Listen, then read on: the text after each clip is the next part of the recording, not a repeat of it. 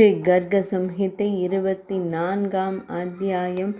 பலதேவர் கோல் அரக்கனை கொன்றது. கங்கை கரைகளுக்கு அவர் யாத்திரை மேற்கொண்டது.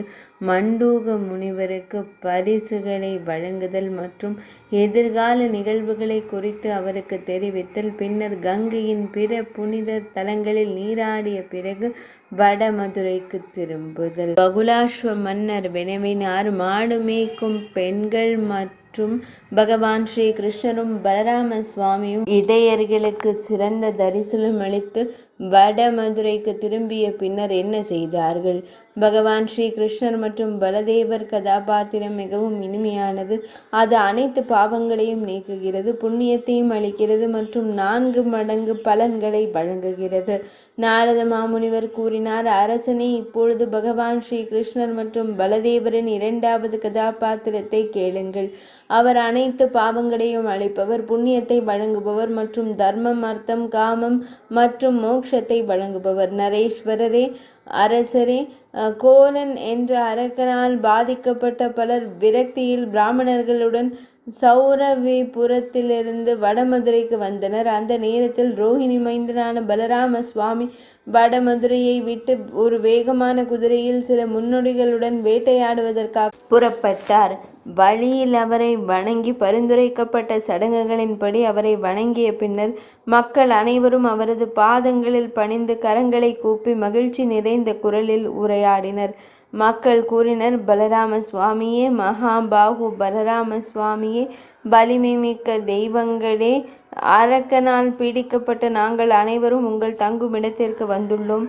அந்த அரக்கன் கம்சனின் நண்பன். மன்னர் சௌஷரவியை தோற்கடித்த பின்னர் இந்த வலிமைமிக்க அரக்கன் தனது நகரத்தில் ஆட்சி செய்கிறான்.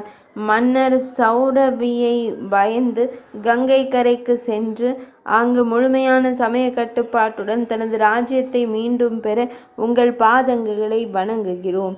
ஐயா, தயவு செய்து அவருக்கு உதவுங்கள். நாங்கள் அவருடைய நல்லொழுக்கமுள்ள குடிமக்கள்.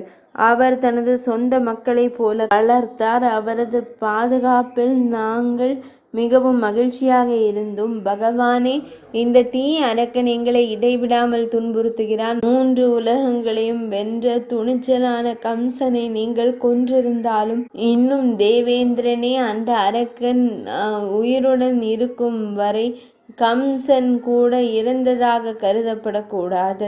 இயற்கைக்கு அப்பாற்பட்டவராக இருந்த போதிலும் உங்கள் பக்தர்களை பாதுகாப்பதற்காக மட்டுமே நீங்கள் சகுன வடிவத்தில் அவதரித்திருக்கிறீர்கள். நாரத மாமுனிவர் கூறினார், அரசரே, அவரது வார்த்தைகள் இதனை கேட்ட பக்தர்கள் மிகவும் விரும்பும் பகவான் ஸ்ரீ பலராம சுவாமி கங்கைக்கும் யமுனைக்கும் இடையில் அமைந்துள்ள சௌசாம்பி நகருக்கு சென்றார்.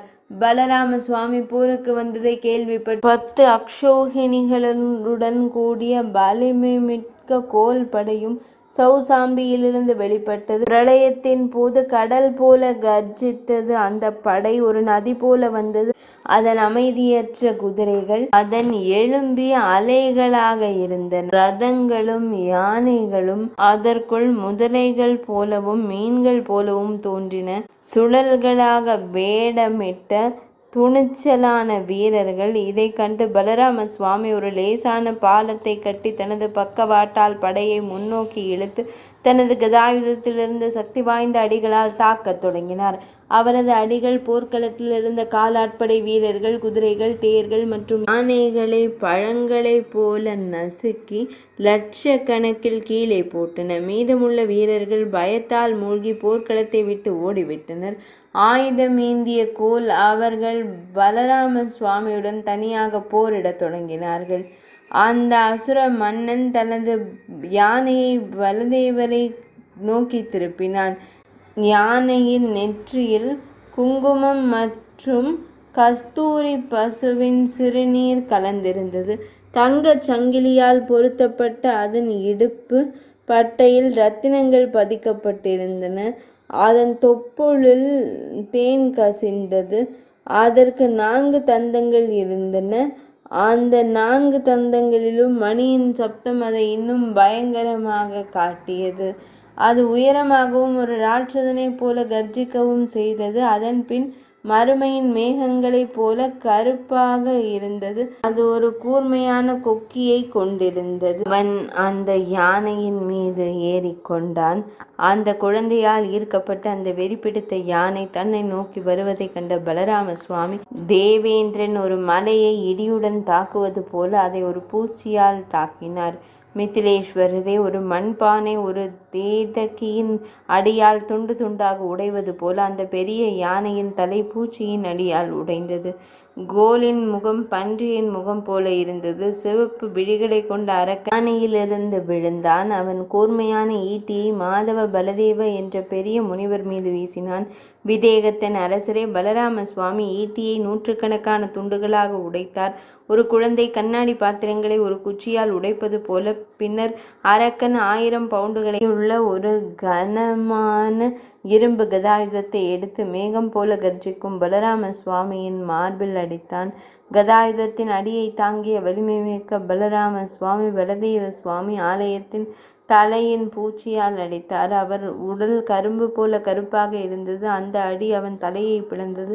அவன் போர்க்களத்தில் விழுந்தான். அவன் எழுந்து பலதேவரை தன் முஷ்டியால் கடுமையாக தாக்கி மறைந்து விட்டான். பின்னர் மாயையான அரக்கன் தனது மிகவும் பயங்கரமான பேய் மாயையை வெளிப்படுத்தினான். உடனடியாக வானம் இறுதி மேகங்களால் சூழப்பட்டிருந்தது. இருளை பரப்பியது. ஒரு பெரிய புயலால் இயக்கப்பட்டது. ஜப மலர்கள் போன்ற இரத்த துளிகள் தொடர்ந்து மழை பெய்ய தொடங்கின. அதன் பிறகு அடர்த்தியான கருமேகங்கள் அருவருப்பான விஷயங்களை பொழிய தொடங்கின. சீல், கொழுப்பு, மரம், சிறுநீர், மது மற்றும் இறைச்சி கலந்த உணவை உட்கொள்ள முடியாத நீர் மழை பெய்ய தொடங்கியது. அந்த மழை எங்கும் குழப்பத்தை ஏற்படுத்தியது. அரக்கனால் உருவாக்கப்பட்ட மாயை அறிந்த மகாபிரபு பலராம சுவாமி பலதேவ சுவாமி எதிரி படையை துளைத்த ஒரு பெரிய பூச்சியை பயன்படுத்தினார். அது அனைத்து ஆயுதங்களிலும் மிகவும் கொடியது, சுத்தமானது மற்றும் வலிமையானது மற்றும் 8 உலோகங்களால் ஆன அதன் நீளம் 100 யோஜனைகளாகும். அது அழிவின் நெருப்பை போல சுடர்விட்டு எரிந்தது. பலராம சுவாமியின் ஆயுதமான 10 பூச்சி அது பகவான் எல்லா திசைகளிலும் நகர்ந்து செல்லும் போது அற்புதமாக தெரிந்தது. சூரியன் மூடுபனியை அகற்றுவது போல வானத்தில் மேகங்களை அது கிழித்தெறிந்தது. அந்த பூச்சி வானத்தை ஈட்டுவதை கண்ட பலபத்ர சுவாமி தானாகவே கலப்பை என்ற ஆயுதத்தை எடுத்து தனது மாட்சிமையால் அதையெல்லாம் பிரித்து வலுக்கட்டாயமாக கிழித்து எறிந்தார். அந்த கயிறு வானத்தை நோக்கி சென்றது. அசுரனின் மாயை அழிக்கப்பட்ட பின்னர் வலிமை மிக்க பலராம சுவாமி தனது முன் கரங்களால் அவளது போதையில் இருந்த கரங்களை பிடித்து ஒரு குழந்தை பஞ்சு கட்டியை ஆட்டுவது போல அவற்றை சுற்றி ஒரு குழந்தை தண்ணீர் பானையை எரிந்தது போல அவனை தரையில் வீசினான். அசுரனின் வீழ்ச்சியுடன் மலைகள், பெருங்கடல்கள் மற்றும் காடுகள் உட்பட முழு உலகமும் ஒரு கணம் நடுங்கியது. அசுரனின் பற்கள் உடைந்தன. அவன் கண்கள் வீங்கின. அவன் மயக்கமடைந்து மரணத்தை எதிர்கொண்டான். இதனால் கோல் என்ற பெரிய அசுரன் விருத்ராசுரனை இடிதாக்கியது போல உயிரற்றவனாக விழுந்தான். அந்த நேரத்தில் வானத்திலும் பூமியிலும் ஆரவாரங்கள் எழுந்தன. தேவர்களின் முரசுகள் முழங்கின. அவர்கள் மலர்களை பொழிந்தனர். இவ்வாறு கோலை கொன்ற பிறகு பகவான் ஸ்ரீ கிருஷ்ணரின் மூத்த சகோதரரான பலராம சுவாமி பலதேவ சுவாமி சௌசாம்பியை மன்னர் சௌஷரவியிடம் ஒப்படைத்தார். மேலும் கர்காச்சாரியார் மற்றும் பிறருடன் இணைந்து பாகீரதியில் நீராடச் சென்றார். அவரது இந்த பணி அதன் குறைபாடுகளையும் நீக்குவதற்கும் மக்களின் நலனுக்காகவும் இருந்தது. கர்காச்சாரியார் மற்றும் பிற பிராமண ஆசிரியர்கள் மங்களகரமான வேத சடங்குகளை ஓதி மாதவனையும் பலராம சுவாமியையும் பலதேவ சுவாமியையும் கங்கையில் நீராடச் செய்தனர். விதேக அரசரே, பலராம சுவாமி பிராமணர்களுக்கு 1,00,000 யானைகளில் 2,00,000 தேர்கள், 1 கோடி குதிரைகள், 10 மில்லியன் பால் கறக்கும் பசுக்கள், 100 பில்லியன் ஒட்டகங்கள் மற்றும் 1 சுமை ஜம்புநாத தங்கத்தை பரிசாக கொடுத்து வடமதுரைக்கு சென்றார். மித்திலேஸ்வரரே, பலராம சுவாமி கங்கையில் நீராடிய இடம் அறிஞர்களால் ராமதீர்த்தம் என்று அழைக்கப்படுகிறது. கார்த்திகை மாதத்தின் முழு நிலவு நாளின் போது மற்றும் கார்த்திகை மாதத்தில் ராமதீர்த்தத்தில் கங்கையில் நீராடுவது எவரும் ஹரித்வாரில் இருப்பதை விட 100 மடங்கு அதிக புண்ணியத்தை தரும். நீராடும் பக்தர்கள் 100 மடங்கு அதிக புண்ணியத்தை பெறுகிறார்கள். பகுலாஸ்வ மன்னர் கேட்டார், மகா முனிவரே, சௌஷம்பியை சேர்ந்த மிகவும் பக்தியுள்ள ராமதீர்த்தர் எங்கே இருக்கிறார் என்று தயவு செய்து எனக்கு கூறுங்கள். நாரத மாமுனிவர் கூறினார், அரசரே, அரசேந்திரரே, ராமதீர்த்தம் வடகிழக்கில் உள்ள சௌசாம்பியிலிருந்து 4 யோஜனைகள், வடமேற்கில் உள்ள சுக்கிர க்ஷேத்திரத்திலிருந்து 4 யோஜனைகள், கர்ண க்ஷேத்திரத்திலிருந்து 6 கோஷங்கள் மற்றும் தென்கிழக்கில் உள்ள நலக்ஷேத்திரத்திலிருந்து 5 கோஷங்கள் தொலைவில் இருப்பதாக கூறப்படுகிறது.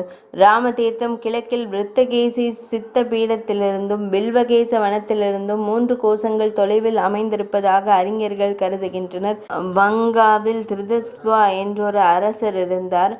லோமாஷ் முனிவரின் லட்சணத்தை கண்டு அவர் எப்போதும் அவரை கேலி செய்வார். இதன் விளைவாக பெரிய முனிவர் அவரை, துஷ்டனே, பயங்கரமான பன்றி முகம் கொண்ட அரக்கனாக மாறுவாய் என்று சபித்தார். இதனால் முனிவரின் சாபத்தால் அந்த மன்னன் ஒரு கடுமையான காட்டு அரக்கனாக மாறினான். பின்னர் பலராம சுவாமியால் தாக்கப்பட்ட கோல் என்ற பெரிய அரக்கன் தனது அரக்க வடிவத்தை விட்டுவிட்டு இறுதி முக்தியை அடைந்தான். பலராம சுவாமி உத்தவர் மற்றும் 3 அமைச்சர்களுடன் இணைந்து உடனடியாக ஜுஹு தீர்த்தத்திற்கு புறப்பட்டார். அங்கு ஜானுவின் வலது காதில் இருந்து கங்கை வெளிப்பட்டது. அந்த பிராமண மகிமை வாய்ந்த ஜன்னு முனிவரின் பெயரால் கங்கை ஜானவி என்று அழைக்கப்பட்டாள். பிராமணர்களுக்கு தானம் செய்த பின்னர் அனைவரும் அங்கேயே இரவு தங்கினர். பின்னர் மேற்கில் அவர்கள் பாண்டவர்களுக்கு மிகவும் பிடித்த இடமான ஆக்ரஸ்தானுக்கு பயணம் செய்தனர். அங்கு அவர்கள் இரவை கழித்தனர். அங்கு பிராமணர்களுக்கு தானம் மற்றும் சத்தான உணவை வழங்கிய பின்னர் அவர் அங்கிருந்து 1 யோஜனை தொலைவில் உள்ள ஒரு மண்டூக தேவர் எனும் இடத்திற்கு சென்றார். அனந்த தேவரின் ஆசிகளை பெறுவதற்காக மண்டூக தேவர் கடுமையான தவம் செய்தார். இதற்காக பலராம சுவாமி தனது குழுவுடன் அங்கு சென்றார். அவர் ஒற்றை காலில் முகம் மேல் நோக்கி நின்றார். தனது விழிகள் தியானத்தால் நிலைத்திருந்தன. அவர் தனது இதயத்தில் பலராம சுவாமியின் வடிவத்தை கற்பனை செய்து அவரை நேரில் காண இயங்கினார். பலராம சுவாமி அந்த வடிவத்தை தனது இதயத்திலிருந்து அகற்றினார். பின்னர் அவர் விழிகளை திறந்து தனது அன்பிற்குரிய தெய்வத்தை வெளியே கண்டார். அவர் எல்லையற்ற கடவுளின் அழகான வடிவத்தை கண்டார். அவர் மாலைகளால் அலங்கரிக்கப்பட்டு ஒரு செவியில் செவியணிகள் அணிந்திருந்தார். அவரது கரம் மற்றும் பாதங்கள் மென்மையாக இருந்தன. பனை சின்னங்கள் பொறிக்கப்பட்ட கொடியுடன் கூடிய தேரில் அமர்ந்தார். எல்லையற்ற கடவுளின் அந்த மிக அழகான வடிவத்தை கண்டு மிகுந்த பக்தியுடன் அவரை புகழ்ந்தார். பின்னர் அவர் தன்னை வணங்குபவரின் பாதங்களில் பணிந்தார். பலராம சுவாமி தன் தலையில் கரம் பதித்து, ஒரு கணவனை கேள் என்றார். பின்னர் அவர், பரமபுருஷரான தாங்கள், ஐயா, என் மீது மகிழ்ச்சி அடைந்தால் அல்லது நான் உங்கள் கருணைக்கு தகுதியானவனாக இருந்தால் கலியுகத்தில் அனைத்து தீமைகளையும் அளிக்கும் பகவான் சுகதேவரின் வாக்கிலிருந்து வந்த பகவத்கீதையில் சிறந்ததை எனக்கு கொடுங்கள். பலராம சுவாமி கூறினார், பாவமற்றவரே, கலியுகத்தில் மிகவும் முக்கியத்துவம் வாய்ந்த உத்தவரின் ஸ்ரீமத் பாகவத சம்ஹிதையை நீங்கள் பெறுவீர்கள். தவளை கேட்டது, சுவாமி, பகவான் உத்தவருக்கு பகவத்கீதையை ஓத முதன்மை அதிகாரத்தை ஏன் கொடுத்தார்? நான் அவரை எப்போது சந்திப்பேன்? தயை கூர்ந்து என்னுடைய இந்த ஐயத்தை தீர்த்து வையுங்கள். பலராம சுவாமி கூறினார், மிகவும் இரகசியமான மற்றும் அற்புதமான இரகசியத்தை குறித்து நான் தங்களுக்கு கூறுகிறேன். இன்றும் இந்த உத்தவரின் அருகில் அமர்ந்திருக்கிறார். நீங்கள் அவரை காணுங்கள். இந்த சிறந்த தத்துவம் உங்களுக்கு இறுதி இரட்சிப்பை தரும். ஆனால் இன்று யாத்திரையின் போது நீங்கள் அவரது போதனைகளை பெற இயலாது. அவர் பாகவதத்தின் போதகராக எப்படி இருப்பார் என்பதை நான் தங்களுக்கு கூறுகிறேன்.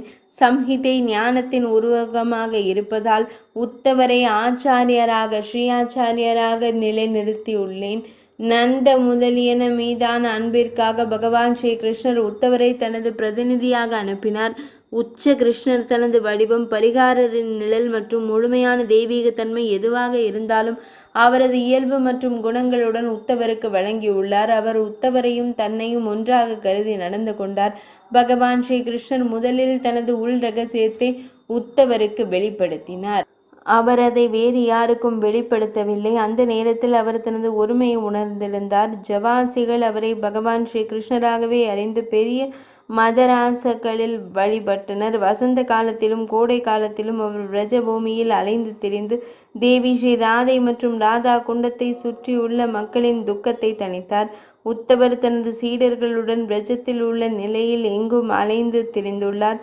அவர்கள் பசுக்கள் மற்றும் பசுக்களின் வியோகிர்திகாரி என்றும் நந்தர் போன்ற கோபிகை பெண்கள் மற்றும் என்றும் அழைக்கப்படுகிறார்கள். அவர்கள் அமைச்சரின் அதிகாரத்தில் திறமையானவர்கள் மற்றும் அனைத்து மக்களும் முன்னோடிகள். இறைவன் மறையும் நேரம் வரும்போது அந்த நேரத்தில் தர்மபாலக உடலை தாங்கிய இறைவன் தனது மிக அற்புதமான மகிமையை வெளிப்படுத்துவதற்கு கொடுப்பார். அவர்களின் முத்திரை கடவுளின் சார்பாக எதையும் சொல்லவும் அவரது முத்திரையுடன் ஒரு உத்தரவை பிறப்பிக்கவும் உரிமை எல்லா இடங்களிலும் என்றென்றும் இருக்கும். மறையும் நேரத்தில் அவர்களுக்கு கடவுளால் சிறப்பு அதிகாரம் வழங்கப்படும். பத்ரிகாசிரமம் தீர்த்தத்தில் வசிக்கும் தர்மநந்தன் தனது உதவியாளர்களுடன் இறைவனின் மர்மத்தை உணர வைப்பார்கள். அர்ஜுனனும் மற்றவர்களும் இறைவனை பிரிவதால் பாதிக்கப்படும் பெரும் வலியை உத்தவர் நீக்குவார். வடமதுரையில் யாதவர்களின் வாரிசாக வஜ்ரநாபர் இருப்பார். பகவான் ஸ்ரீ கிருஷ்ணரின் பேரன்கள் மற்றும் பெரிய ராணிகள் துணையுடன் பரமபுருஷ பகவானிடமிருந்து பிரிந்ததால் ஏற்படும் வலியை போக்க பரமபுருஷ பகவானை உத்தவரை நியமிப்பார். பரீட்சித்து என்னும் ஒரு பெரிய மன்னன் இருப்பான். அவனுடைய மிகவும் புத்திசாலித்தனமான மகன் ஜனமேஜயன் என்று அழைக்கப்படுவான். அவன் தன் தந்தையின் எதிரியான தக்ஷக நாகத்தின் குலத்தை அழிக்க அரவத்தின் யாகம் பாம்பு யாகம் செய்வான். அதில் எந்த ஐயமும் இல்லை. அவனும் உத்தவன் மூலம் அனைத்து யாக பொருட்களையும் பெறுவான். அந்த நேரத்தில் தெய்வீக ஸ்ரீமத் பாகவத புராணத்தின் கதை இருக்கும். அதில் பிரகாசமான சாத்வீக இயல்புடைய மக்கள் கூடுவார்கள். அதில் எந்த ஐயமும் இல்லை. இறைவனின் சிறந்த பக்தர்களில் சிறந்த பிரம்ம ரிஷியின் நம்பிக்கையாளர் அருளால் ஜனமேஜயன் செய்யும் பாம்பு யாகம் நிறைவடையும்.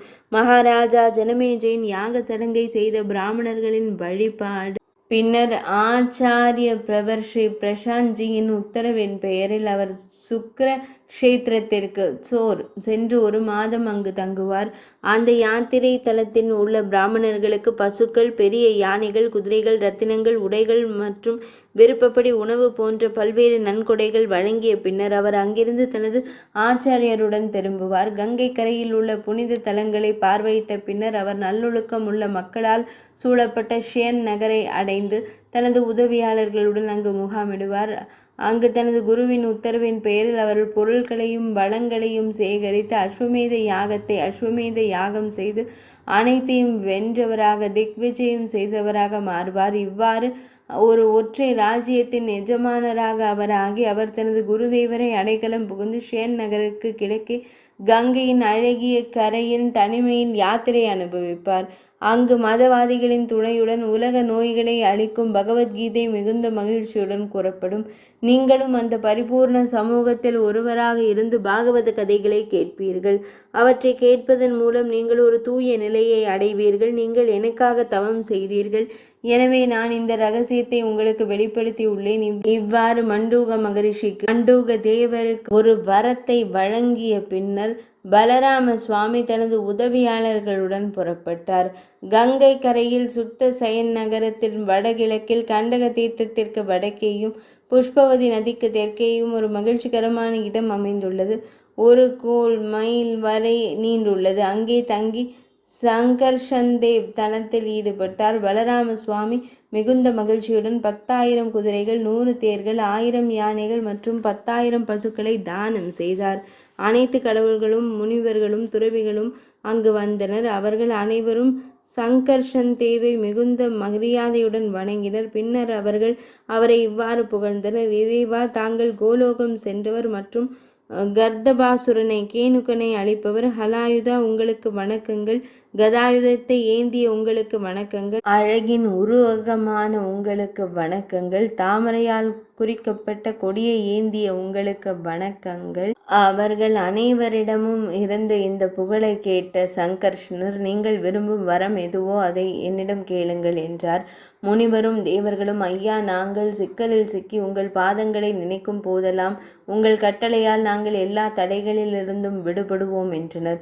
பின்னர் பலராம சுவாமி தாம் எப்போதெல்லாம் என்னிடம் அடைக்கலம் தேடி என்னை நினைவு கூறுகிறீரோ அப்போதெல்லாம் இந்த கலியுகத்தில் நான் தம்மை பாதுகாப்பேன். இது என்னுடைய உண்மையான வாக்குறுதி. இந்த இடத்தில் தான் முனிவர்கள் என்னை வணங்கி வரம் பெற்றனர். எனவே கலியுகத்தில் இந்த யாத்திரை தலம் சங்கர்ஷ்ணஸ்தான் என்று அழைக்கப்படுகிறது என்றார். இது பிரபலமடையும் கங்கை நதியில் நீராடி இந்த யாத்திரை தலத்தில் உள்ள தெய்வங்களை வழிபடுபவர்கள், பிராமணர்களுக்கு தானம் வழங்குபவர்கள், அவர்களுக்கு உணவளிப்பவர்கள், பகவான் ஸ்ரீ மகாவிஷ்ணுவை வழிபடுபவர்கள் இந்த பூமியில் அவர்களின் வாழ்க்கை வெற்றிகரமாக இருக்கும். அவர்கள் தேவர்களின் உலகத்திற்கு செல்வார்கள், அல்லது அவர்களின் மனதில் ஒரு ஆசை இருந்தால் அவர்கள் அந்த ஆசையை அடைவார்கள். பின்னர் பலராம சுவாமி அனைவருடனும் தனது சொந்த ஊரான வடமதுரைக்கு திரும்பினார். மக்களின் நலனுக்காக அவர் கோல் அரக்க காட்டிற்கு சென்று கங்கை நீரில் நீராடி தவம் செய்தார். பலத்தின் கடவுளான பலராம சுவாமியின் இந்த கதையை கேட்பவர்கள் அனைத்து பாவங்களிலிருந்தும் விடுபட்டு இறுதி முக்தியை அடைவார்கள். இது ஸ்ரீ கர்க சம்ஹிதையின் மதுரா காண்டத்திலுள்ள 24ஆம் அத்தியாயமான நாரத பகுலாஸ்வ சம்ஹாதத்தின் இடையில் உருவான பலராம சுவாமியின் கதை என்ற தலைப்பு கொண்ட அத்தியாயம் இனிதே நிறைவடைந்தது.